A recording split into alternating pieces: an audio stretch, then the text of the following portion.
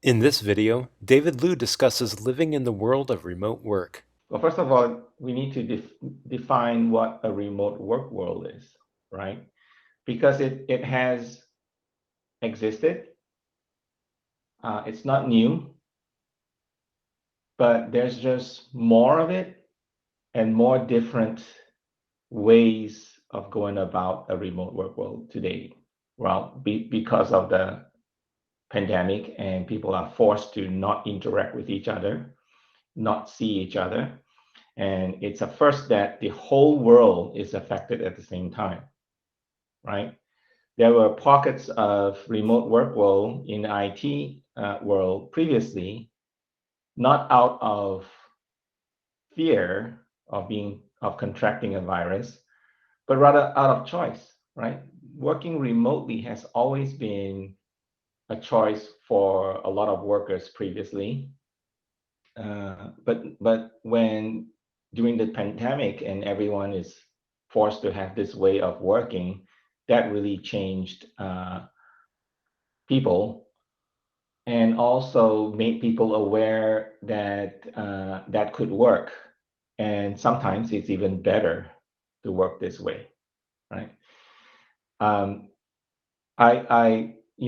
in a twist, you can also say that this is not a new way of working, but rather this is a new way of living, but working at the same time, right? So that's what I think is happening to the world. It's a new way of living for the whole world, integrating work into your lives, right? You see these funny videos. I mean, it's exaggeration of people putting blue screens behind themselves and actually cycling on the road and having a meeting at the same time with their colleagues, not knowing that they were doing that. So that's funny. So that's living with work integrated at the same time. That's the definition. That's an extreme definition of that. So I think it's even more interesting to examine this phenomenon through time, right? Again, it's always a learning process for me to examine what people used to do, what people are doing right now, and what people could be doing in the future, right? As a product person, that's immensely interesting to me because it predicts how products are going to be in the future. So if we wind back all the way to when there's commerce, when people created products and other people bought them, right? You're at the stage, you're at the phase where you're at the times where there are individual craftsmen creating a product like a shoe or some clothes and some leather goods at a workshop right next to where they live. And then they would either go on the road to sell it individually, or people would come to them to buy it. That's about it. And then over time, because they wanted to do more and they wanted to have more production, the craftsmen would start to hire people to come help, assistants and apprenticeship to come and help make products. I think that's the real beginning of the office, but rather not a realization, but an evolution of wanting to create more. What is the best way? How to do it efficiently, right? I think the realization came from I'm a I make clothes, but I don't make buttons. Where did I get the buttons from? Oh, it's that guy down the street or that woman down the street that actually makes buttons. I'm gonna take my clothes, walk over there, give it to her, and go, can you sew on the buttons and give it back to me? I'll give you this money, right? So that's how it began. And then over time, you find yourself taking 2 trips, 5 trips, 10 trips a day, and you go, this is not working. My horse is tired, right? So that's when they go, okay, maybe I should have a button maker right next to my house, or maybe I should move right next to her, or I can hire an apprentice and she can learn how to make buttons, and I'll have a button maker in house. Wow, mind blown. Now I can sell 100 shirts a month, right? So I think that's when the realization happened, when people realized that the combination of many people is greater than the sum of each. Yeah. The whole is greater than the sum of its parts, because individually you have individual productivity, but the time is lost in travel, the time is lost in communication, the time is lost in inventory control, where you need to keep things around before it gets worked on, and so forth. And it's a strange thing. People always have a tendency to want to make things better over time. And this is just one of the things that happen is, to make things better over time, I need a group of people together in one place, right? So I think that the handmade craftsman period stayed around for a long time. I want to say maybe 1,000 years before they didn't have light bulbs back then. Maybe it was a torch. Before the torch came on and go, maybe we should all stick together and be in a place. And the marketplace, the medieval marketplace, is one of those evolution, where you used to buy things individually from different places, and then somebody's light bulb, they don't have light bulbs then, but came on and go, why don't we all come into the town square and put up stalls so that customers can come one day and get everything that they need. So again, the congregation and the getting people together in a in a in a small area has always been in our minds, as that's the way productivity happens, right? So then, you fast forward a little bit, and as hard products like craftsmen made, clothing and food and utensils, and started to become available everywhere, the idea of efficiency now switched to, how can we make more in a short amount of time? And as that evolved, I'm going to just fast forward to the 19th century now. The management of making things now became harder, right? How many buttons do I have to fit how many shirts that I have, to fit how many collars I have in my shelves? Do I want to make more buttons or less buttons? Do I have more shirts than buttons, right? Those kinds of questions became crucial in the survival of a business, right? And therefore, paperwork became an idea. I need to write these things down.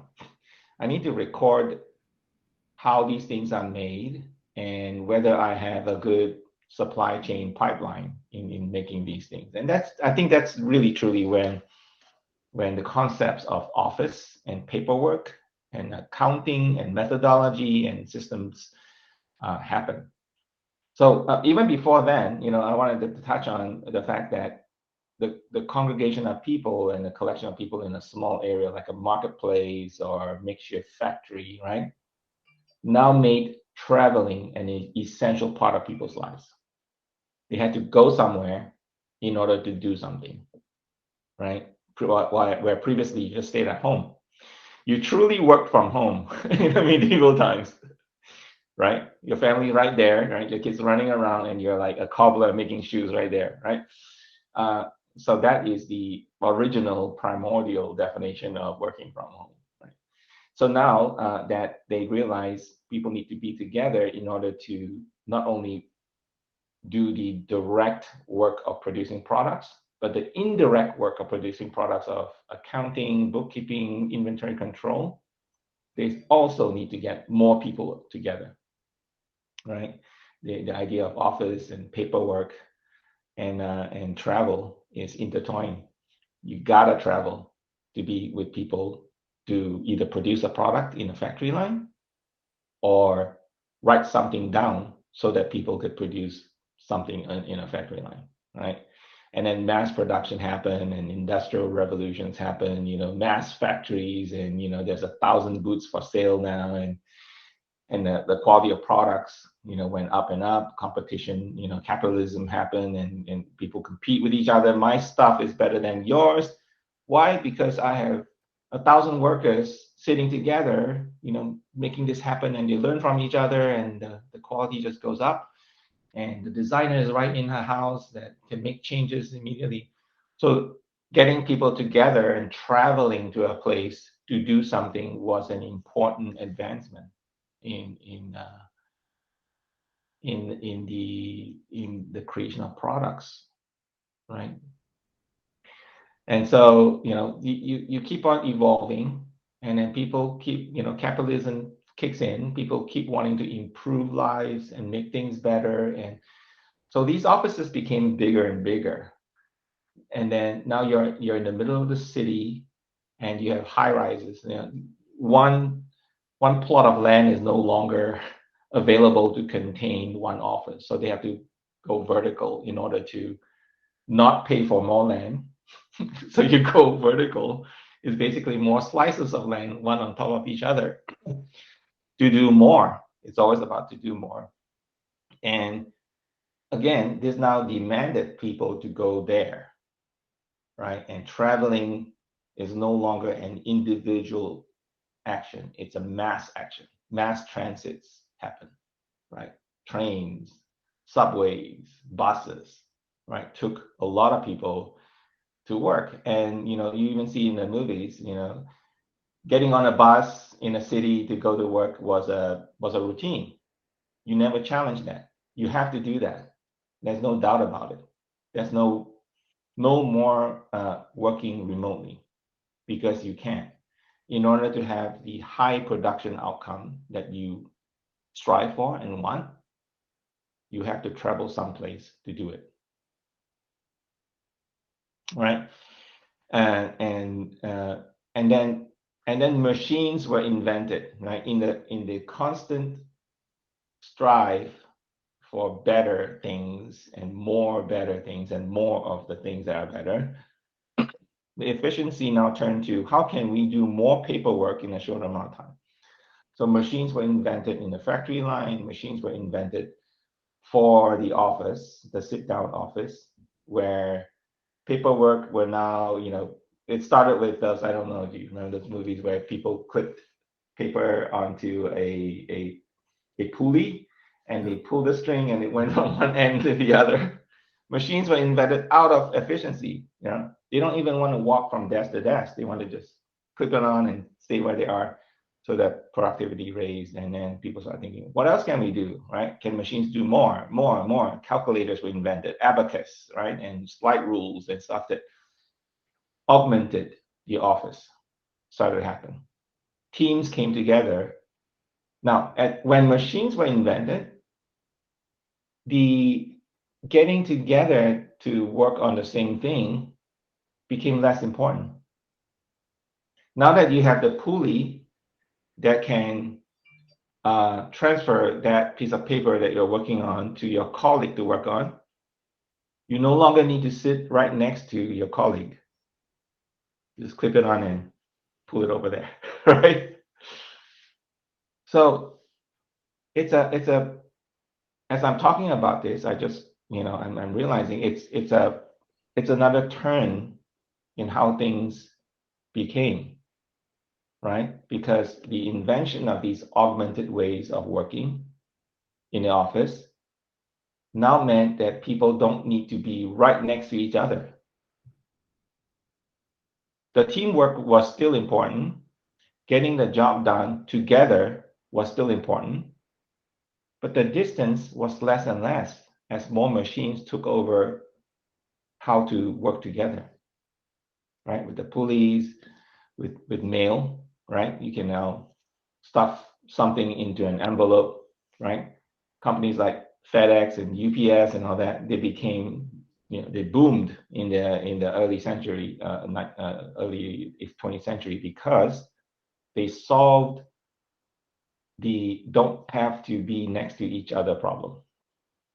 You could basically ship documents to each other and have them work together. And this was important because as these corporations grew big, they became international and they became worldwide. They're all over. The offices now are all over the world, but at the same time, they need to work on the same thing. So couriers became, the next augmented way of working, transferring things, and people still travel. Travel was now even more essential, but hierarchical, right? So there are projects that are made hierarchical where individual contributors did their job, and that managers now took that work to other managers to work together and so forth. So traveling for the managers was essential. Now they got onto airplanes to go to Tokyo, to the Tokyo office to tell them what they were working on and so forth. Uh, so mass transit now turned into global travel, right? And then as a result, even more things are created. Now you have the likes of, the extreme case would be like Foxconn in Shenzhen, China. Yeah, it's a city factory where it's everything from manufacturing and factory line supply chain all the way up to management and office, all in one city. So what happens was that people will bust in from the villages into this industrial city where they were given lodging and meals and social activities. They even have movie theaters inside, but they kept everyone in one place. So that's the extreme evolution of work in place rather than remote work, right? Where concentration of people produce high productivity and products being released in a short amount of time, right? Uh, Office work is slightly different. You don't have to be there to put the chip on the circuit board and roll it to the next guy, right? The person doesn't need to be there. Office work is about writing something on a piece of paper or typing something on the computer and entering input so that somebody else on the other side can take advantage of that. So as evolution progressed again, and the internet was founded and created for universities to talk to each other, because universities can't be right next to each other, but they have pertinent research information to be shared. They have pertinent documentation to be looked up on. They need to be interconnected. So again, the machines augmented the way people work. I mean, you could courier things back and forth, and I think they did in the 19th century. That's how universities work together. They send boxes of papers, right? But with the advent of some really smart people that says, maybe we can convert this into a signal and send it between schools, we don't need to travel. Yeah, and it's the aha moment, and the internet was born, just for school and military. And so groups of people don't have to travel from one place to another anymore with the internet, because you can communicate that way. And then you fast forward another 50 years or so, right? Systems and methodologies were introduced again to enhance performance, right? So, processes were invented, right? Consistency and repeatability always produce high productivity. If you can do something repeatedly without making a lot of change or any change to it, your productivity would go up, right? It's just a natural thing that happens. And so accounting practices were invented so that when you look at a balance sheet, you understood it, whether it came from one place or another, right? So there's consistency in processes and formatting and stuff. And that plays really well with machine augmentation, because what machine does well is take what's repeatable and repeat it 1,000 times more, right? People can only repeat things so many times, but machines can repeat things a lot more times than people can. So that's when and computers came in and took over accounting systems, methodologies, processes, like in our area of perspective, it's IT processes. They were made repeatable. What do you do to service a customer? What do you do to service a system, a network, computers? What do you do to make things run? Became a repeatable thing that people just understood across the industry, right? And you no longer need to sit right next to the guy, because with cloud, that means Everything's accessible anytime from anywhere. That was truly the next step for remote office, remote work world, is when you no longer have storage and processes in one place, but it was ubiquitous. It was everywhere. You can be in Tokyo, you can run the same process when you're in London. It doesn't matter. So, what's next? Facebook is doing the metaverse. Microsoft Azure is doing metaverse. What's going on, right? It's because it's in addition to the idea of uh, working remotely and still being connected, rather than you're actually working in place but virtually.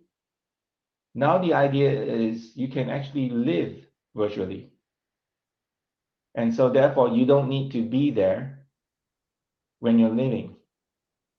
It's kind of I know it's an advent of technology, and it's looks like it's inevitable for that to happen because of the fact that people always want things that they don't have.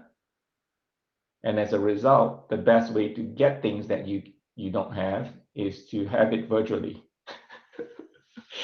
right? Because when you get into the virtual world, you can be anyone, you can be anywhere, you can have anything.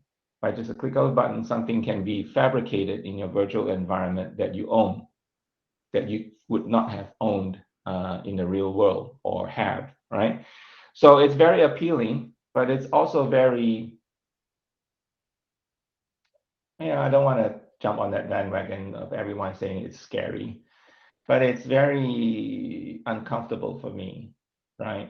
Because that would mean that in the future, I no longer can enjoy sunshine and walk on the beach, and I don't have to, right? I'm now relegated to living in this environment and have everything that I want. What else is there? To me, right, personally, I think the most satisfaction is when one struggles and achieves something out of the struggle. I think that's true happiness. When you have everything that you want, what's what is there, right?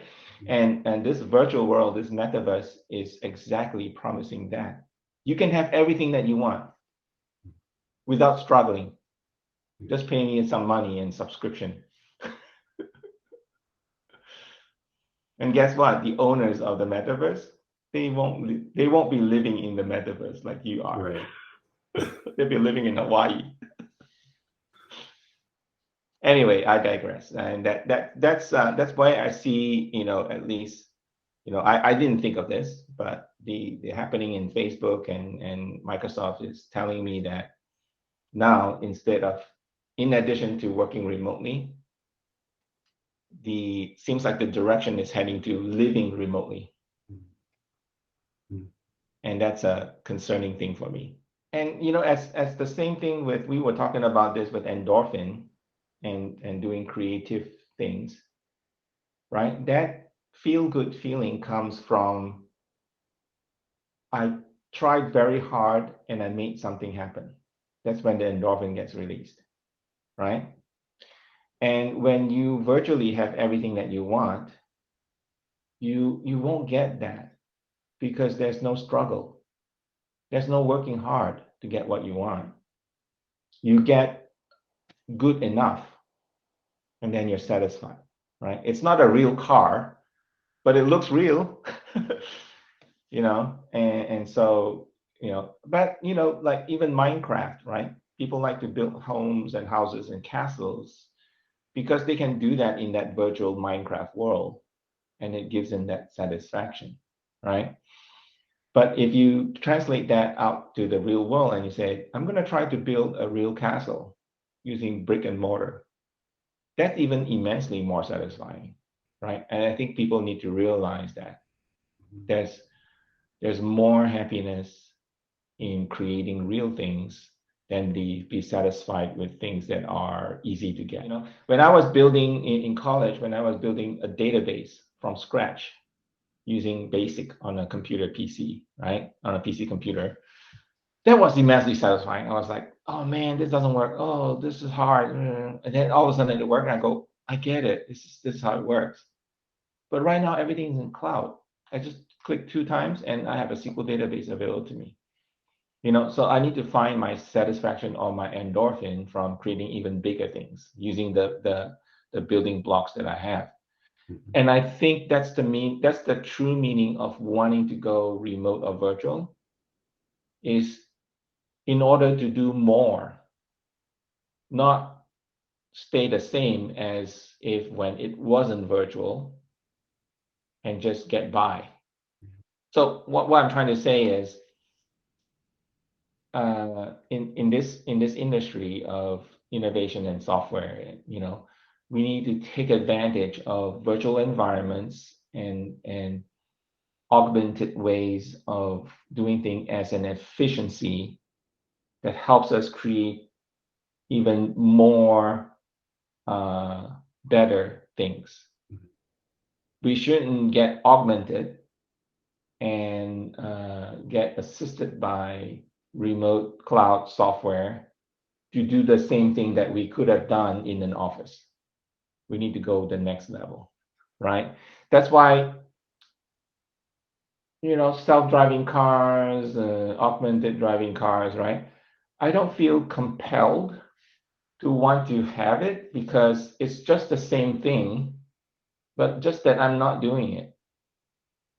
Now, if you tell me that there's a self-driving car that can go faster because it knows how to react to things in real time, and plus it saves energy, plus it can also take me across oceans, I'm in, because I'm now using the augmentation and the enhancement of machine to do more than what I used to do previously manually. I think that's the chasm that people need to cross, is that machine automation and augmentation is not here to replace what used to happen manually, but rather to do more than what you used to do manually. I think that's where you get a little bit, you get your struggle back, right? You get your struggle back, and hence you get your endorphins back, and you get your satisfaction back in that you've actually achieved something. If you just automate something to replace something that is the same, right? In a remote work, right? You used to do this, now you're just doing the same thing only remotely. It's like, yeah. But if you say, because I'm remotely, I get to climb the mountain and do this at the same time. Plus, I've achieved, I got my master's degree at the same time because I saved travel, and then the world is a better place because there's no pollution. Yeah, Yeah. right? Then it's worthwhile. But if you're just doing the same thing and it really didn't really achieve, then it's like, why? Anyway, I think that's the ending note right there. Is, there's some hint of where we're coming in the future, where we're now going to be living remotely. We need to really find out what is the difference and the advantage of living remotely in the metaverse, rather than it just replaces real life. It has to be, in addition to replacing real life, you have these other gains that you will have. Then it's something that should be looked into.